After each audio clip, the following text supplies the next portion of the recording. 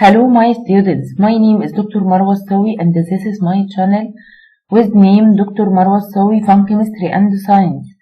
I am graduated from Faculty of Science with total grade excellent with honors and I have a doctoral degree in biochemistry. We will study science and chemistry together in a fun way. Please don't forget to like, share and subscribe my channel to reach to a large number of students to learn everything about science and chemistry for all grades, primary, preparatory and secondary levels. Thank you for watching. Now we will talk about exercises on lesson 1.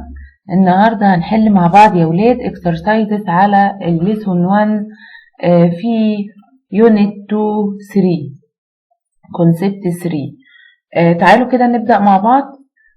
Number 1, when ice melts it turns from نقط state to نقط state. يعني لما الايس بينصهر it turns from طبعا solid إلى liquid.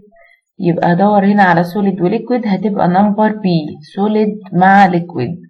طيب ice can turn into water by نقط. أكيد طبعا الايس بيتحول إلى water by أكيد مش cooling ولا freezing ولا rusting هتبقى heating بالحرارة. طيب the source of thermal energy which keeps living organisms أو living things alive on the earth is the نقط. يعني مصدر الطاقة الحرارية اللي بيخلي الأشياء الحية عايشة على الأرض. طبعا يا أولاد الصن. أسئلة سهلة خالص وبسيطة. when the water is heated لما المية بتتسخن its particles البارتيكلز بتاعتها هتعمل ايه؟ هتبقى move faster هتبقى move faster هتمشي بسرعة move faster. طب number 5 when we heat a liquid the distance between its particles will نقط. يعني لما بغلي المية أو أي liquid the distance between the particles المسافة بين الجزيئات هتبقى إيه؟ هتبقى أوسع طبعا لأنها بتتحول بتبقى كده هتبقى جاز. يبقى the distance between particles increase أكيد مش decrease وأكيد مش not be affected وأكيد مش become zero يبقى هي increase. طيب when ice is kept in a cold temperature لما الايس ده بيحفظ في درجة حرارة باردة it remains as it is يعني هيبقى زي ما هو لأن أنا لو سبت الايس في الفريزر هيبقى زي ما هو ايس مش هيتحول لليكويد. طيب ice changes from solid state to liquid state by increasing its ايه يا ولاد؟ by increasing its temperature. لما بغير درجة الحرارة وعليها الايس هيتحول لليكويد. طيب when particles of water absorb slight energy they will move faster طبعا لأن أنا لما البارتيكلز بتاعة الووتر بتمتص اللايت انرجي. احنا قلنا اللايت انرجي زيه زي الثيرمال انرجي بالظبط يبقى it will ايه يا ولاد move faster.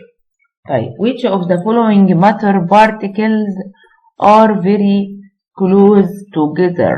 يبقى البارتيكلز دي هتبقى قريبة من بعض في حالة ايه؟ السوليد. تعال ندور هنا. اكسجين جاز ده جاز، الووتر ده ليكويد، الاويل ده ليكويد طبعا لا. يتبقى مين؟ الوود الخشب هو ده السوليد. طيب all the following happen to the particles of oil when it is heated لما الزيت بيغلي except the ايه يا ولاد؟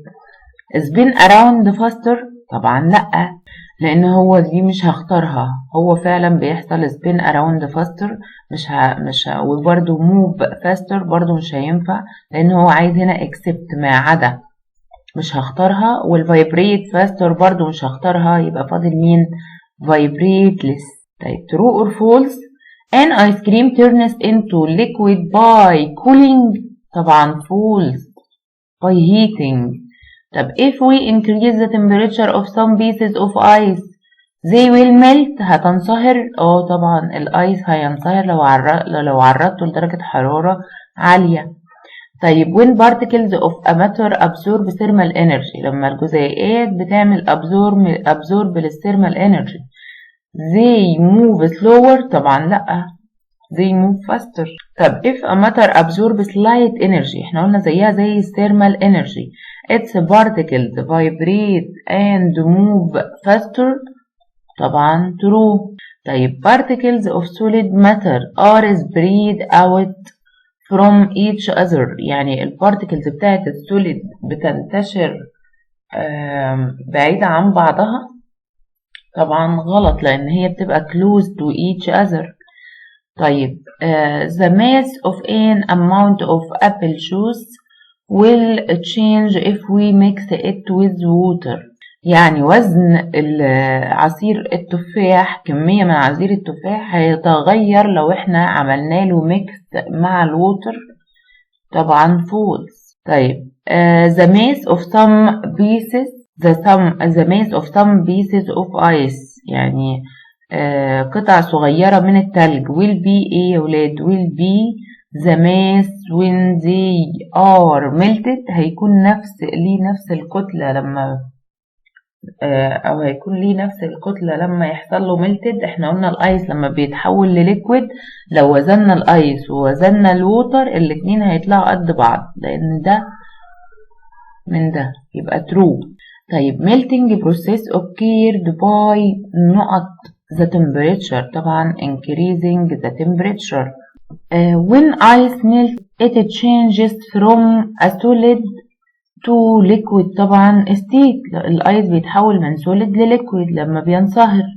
طيب the form of energy which is used in cooking food and warming homes، اللي بيستخدم في تدفئة المنازل وفي عمل الطعام، يبقى دي عبارة عن thermal energy.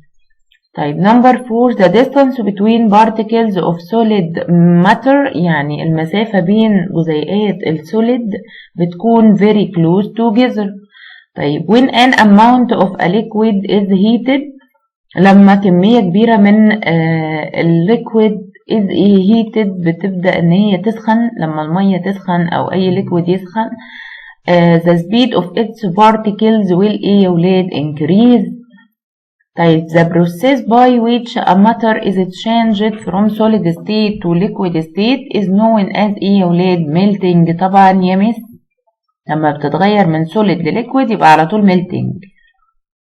طب when we heat ice cream it melts and becomes liquid، يبقى هنا كلمة ايه؟ melts. when we keep some of ice cubes in a low temperature they don't melt، هو مش هتنصهر. لو سيبنا الايس كيوبس في لو تمبريتشر في درجة حرارة قليلة زي الفريزر مثلا، يبقى they don't ايه؟ melt، هتفضل زي ما هي solid. طيب when a matter absorbs light energy، لما المادة بتمتص light energy its temperature will ايه يا ولاد؟ increase. طبعا قلنا زيه زي الثيرمال energy، يعني التمبريتشر بتاعته هتزيد فبالتالي becomes warmer، هيبقى دافي. طب give reason for ice is turned into water when it placed in a warm room، ليه الايس بيتحول لمية لما بيتحط في جو دافي او في اوضة دافية؟ because the temperature of ice increases، لان ال temperature of ice increases so it will melt، درجة حرارته هتعلى فبالتالي هينصهر and becomes liquid. طيب when particles of water absorb thermal energy the water becomes warmer، ليه يا ولاد؟ because the particles، يعني ليه جزيئات المادة أو جزيئات المية لما بتمتص طاقة حرارية الووتر ده بيبقى دافي. ليه؟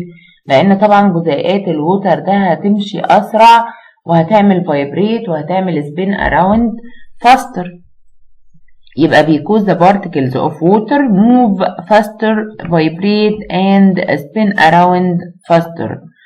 طيب what happens to some ice cubes if we increase their temperature. ايه اللي هيحصل للايس كيوبس دي لو انا زودت درجة الحرارة بتاعتها؟ طبعا ice cubes will melt and becomes liquid water.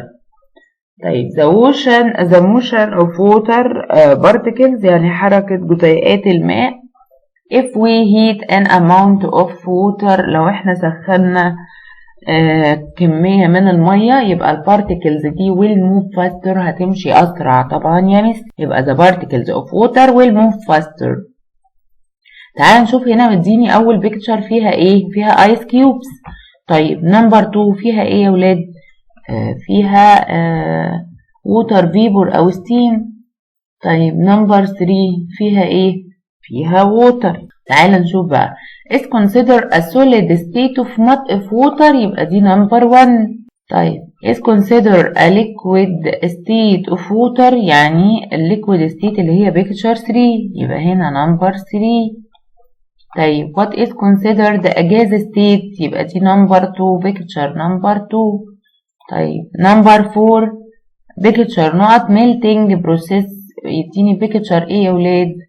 اللي بيتحول ايه؟ بيتحول لايه؟ طبعا الميلتنج ده يبقى السوليد هتتحول لليكويد اللي هي الصورة نمبر 1 بيكتشر 1 اللي هي الايس كيوبس واتحولت الى الايس كيوبس اتحولت لبيكتشر 3 اللي هي الليكويد يبقى هنا 3. وبكده يا ولاد نكون خلصنا exercises on lesson 1. ان شاء الله نبدأ مع بعض lesson 2 من اول الفيديو الجاي.